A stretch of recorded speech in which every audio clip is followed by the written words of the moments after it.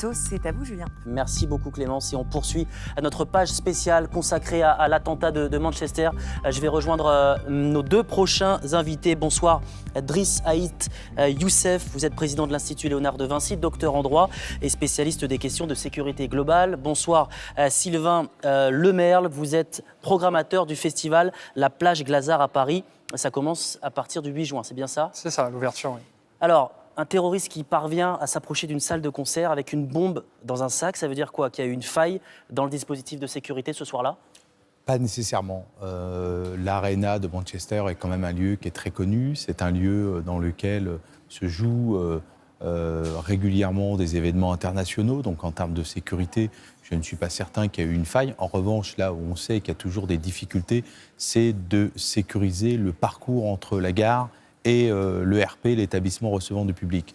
On avait globalement dans notre territoire, lors de l'Euro 2016, la même problématique, c'est-à-dire une sécurisation assez efficace des modalités de transport, des moyens de transport, c'est-à-dire aérogare, aéronefs, trains, aéroports, enceintes recevant du public, les stades en l'occurrence, mais entre, c'est ce que j'appelle moi, cette logistique ou ce dernier kilomètre de la sécurité, là, effectivement, on a des difficultés à sécuriser parce qu'il y a plusieurs voies possibles. Et puis, et combien même on arriverait à atteindre le point, l'établissement recevant du public, même s'ils ne convergent pas tous en même temps, quand le match est terminé, quand l'événement est terminé, vous avez là, pour le coup, une affluence. Et c'est là que l'incident peut se produire, comme ça a été le cas hier soir. C'est en sortant, en regagnant les transports, en regagnant que le kamikaze s'est fait sauter et a actionné sa bombe.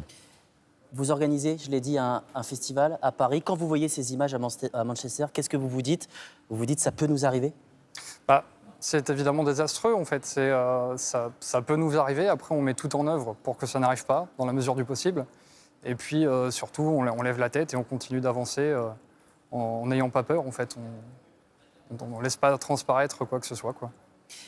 Les grands lieux de rassemblement, les concerts, les matchs de foot, sont impossibles à sécuriser totalement à 100%? Si, les événements sont globalement bien sécurisés dans notre pays. Il y a d'ailleurs une obligation qui pèse sur les organisateurs, puisqu'il y a une législation transposée en 2016 dans le Code de la sécurité intérieure à l'article 613, qui impose aux organisateurs non seulement de déclarer l'événement au maire de la commune et au préfet, mais également d'assurer la sécurité avec un service d'ordre qui ne doit plus être des bénévoles, mais des agents de sécurité privés. Et le préfet peut, s'il considère que le dispositif est insuffisant, enjoindre l'organisateur à davantage staffer son service de sécurité et il peut, le cas échéant, interdire l'événement si les conditions de sécurité ne sont pas réunies. Mais globalement, dans notre pays, on a vu, avec la participation accrue de la sécurité privée lors de l'Euro 2016, et il faut féliciter l'Union des entreprises de sécurité privée qui a joué un rôle assez important en matière de coproduction avec l'État, assurer la sécurité dans les fan zones, ce qu'on appelait les fan zones, qui étaient des lieux extrêmement sensibles, difficiles à sécuriser, un travail qui a été fait avec le résultat que l'on connaît, c'est-à-dire 0 attentat et un succès populaire. Quand vous organisez un événement culturel comme le vôtre, vous intégrez la menace terroriste? Bien sûr, on est obligé désormais. Et d'autant plus que nous concernant la plage, on a un festival qui est très long, qui dure 4 mois, qui commence donc de juin, qui se prolonge jusqu'à fin septembre. Donc on est obligé d'y penser en fait quand même un peu en permanence. Qu'est-ce qui a changé concrètement dans les mesures que vous prenez en matière de sécurité? Alors, de manière très concrète, c'est-à-dire qu'on communique davantage avec les autorités, avec la préfecture, avec la BRP, des choses comme ça. Après, il y a beaucoup plus de fouilles. On met par exemple une femme en fait, à l'entrée qui fouille les femmes, du coup. Parce que forcément, sinon, un homme ne peut pas fouiller une femme. Après, on a rehaussé les clôtures. Et c'est vraiment beaucoup plus de communication avec les autorités, quoi. Ainsi qu'une formation du personnel, que ce soit sur les premiers secours, que ce soit des secouristes du travail, des choses comme ça. Et aussi des formations pas de prévention, mais de réaction en cas d'attaque terroriste. Et ça coûte de l'argent? Ça veut dire que dans le budget, c'est à prendre en compte maintenant, désormais? Oui, évidemment, mais après, je pense que l'argent, c'est rien par rapport à... Vaut mieux investir dans des choses comme ça plutôt qu'il se passe un drame et qu'on soit en train de se dire on n'a peut-être pas investi assez ou on n'a pas fait les choses, on n'a pas... Par souci d'économie, on peut pas économiser sur des sujets comme ceci. On évoquait les fouilles à l'instant. On a tous en tête, quand on va au centre commercial, ce vigile qui nous fouille, parfois un petit peu rapidement. Est-ce que là, manifestement, il y a eu un défaut dans la fouille et est-ce que c'est sur ce thème précisément de la fouille qu'il faut encore améliorer les choses, être plus ferme? Alors, vous comparez un centre commercial et un établissement recevant 22 000 personnes. Si on parle des centres commerciaux dans notre pays, on a un agent de sécurité, effectivement, avec la formation qui est la sienne. Et aujourd'hui, l'enjeu pour la sécurité privée, si elle veut accompagner dans de bonnes conditions l'État et assurer la sécurité de nos concitoyens dans les meilleures conditions en respectant les libertés individuelles, il y a bien un travail en matière de formation à faire. Aujourd'hui, on considère que la question de la formation est prioritaire pour ce secteur.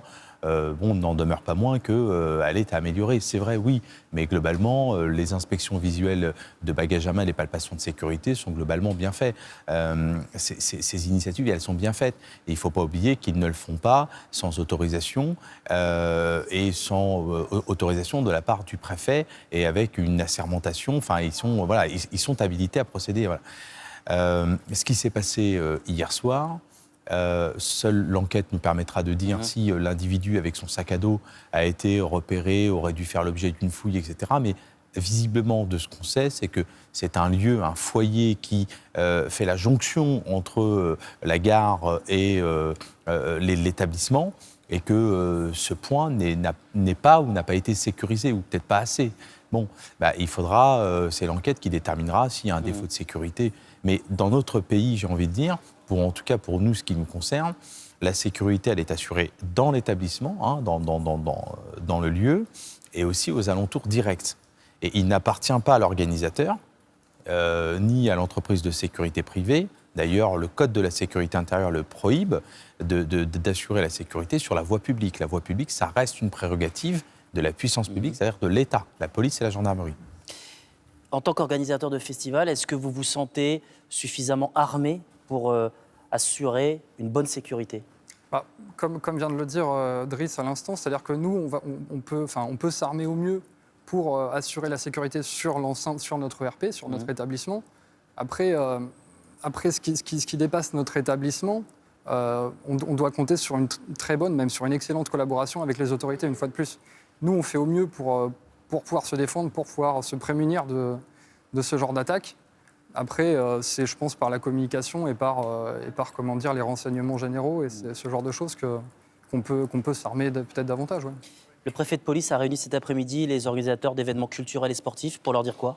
Pour leur dire qu'il faut redoubler de vigilance et dire que les services de l'État, très certainement, je n'étais pas à cette réunion, mais pour dire très certainement que les services de l'État sont évidemment mobilisés, présents pour les accompagner, pour les aider aussi, parce que ce n'est pas de leur responsabilité, ce ne sont pas des spécialistes de la sécurité, et il revient à l'autorité administrative, en l'occurrence le préfet, de les accompagner, de leur mettre à disposition des moyens pour réfléchir avec eux et mettre en place le meilleur dispositif possible, qui ne soit pas trop lourd, trop contraignant, mais le meilleur en fonction de la situation. Et c'est tout le rôle de l'administration. Concilier la fête et la sécurité, c'est un défi qui est compliqué? Oui, après ça passe également par une bonne compréhension du public. C'est-à-dire qu'il faut que les gens, et c'est le cas d'ailleurs, je tiens à le signaler, que les gens se montrent collaboratifs. Et justement, ils se montrent compréhensifs? De plus en plus. En fait, ça fait partie de la vie maintenant, c'est ça? Voilà, c'est ça. C'est-à-dire qu'on apprend à vivre avec, de peur de ne pas vivre, en fait, quoi, finalement. Vaut mieux accepter de se faire fouiller son sac, de se faire fouiller ses poches et avoir une palpation assez stricte, plutôt que de ne rien faire, quoi. Qu'est-ce qu'on peut encore améliorer, selon vous, en France? Beaucoup de choses ont été faites. Si on regarde sur le plan organisationnel, on a créé des unités spécialisées, on a redispatché des effectifs. Sur le plan humain, on a massivement recruté. Sur le plan technique, on a massivement légiféré. Je pense aujourd'hui, on gagnerait beaucoup en cohérence. Qu'est-ce que c'est? C'est-à-dire que depuis maintenant quelques années, on a légiféré un peu dans tous les sens. On a des lois qui sont peu ou pas ou mal appliquées. On a la dernière loi, elle est toute récente, sur le renseignement pénitentiaire. Il faudrait qu'aujourd'hui, il y ait un vrai groupe de travail qui se penche sur toutes ces lois. Et finalement, d'abord en termes de projet. C'est-à-dire quelle est finalement d'abord la responsabilité de l'État? Est-ce que l'État, comme dit Max Weber, a le monopole de la violence légitime? Ou au regard de la circonstance, de la situation, l'État doit à un moment donné associer d'autres acteurs la police municipale, la sécurité privée, justement, à la sécurité globale, même s'il concourt à la sécurité globale de la nation, mais dans quelles conditions? Et donc, peut-être redistribuer un certain nombre de missions. Et puis ensuite, il y a comment on organise, à la fois sur des échelons, comment on organise la sécurité au quotidien. Je pense qu'aujourd'hui, à la fois avec l'état d'urgence, qui est un dispositif qui n'a pas vocation à perdurer, si on considère que le 15 juillet est la date limite, il ne faut pas qu'il y ait une reconduction, parce qu'on a ce qu'il faut, l'arsenal. Aujourd'hui, le juge judiciaire a tout ce qu'il lui faut pour agir. Les effectifs de police, on monte un peu en puissance, mais comment aujourd'hui on arrive à avoir une politique qui est cohérente? Par ailleurs, je le rappelle et je le dis régulièrement, Et on terminera sur ça. c'est le politique doit vraiment s'interroger. Le jeune qui s'est fait sauter hier est un jeune qui a tué beaucoup de jeunes. C'est un jeune qui est né en Grande-Bretagne. On a aussi cette problématique dans notre territoire, c'est-à-dire que des jeunes Français La menace ne vient pas seulement de l'extérieur. ne vient pas de l'extérieur, mais elle vient de l'intérieur avec des jeunes nés sur le territoire français qui partent faire ce qu'on appelle le djihad et qui reviennent pour semer la terreur sur notre territoire. Il faut que le politique se penche sur cette problématique de la jeunesse dans notre pays et on ne pourra pas y répondre en recrutant les policiers. Et pour terminer, le ministre de l'Intérieur qui considère qu'il ne réglera à lui seul cette question du terrorisme, ce n'est pas possible. Ce n'est pas le ministre de l'Intérieur qui réglera la question du terrorisme en France. Merci beaucoup à tous les deux d'avoir accepté l'invitation de France Info. Allez, sans transition, on va maintenant ouvrir une page économie.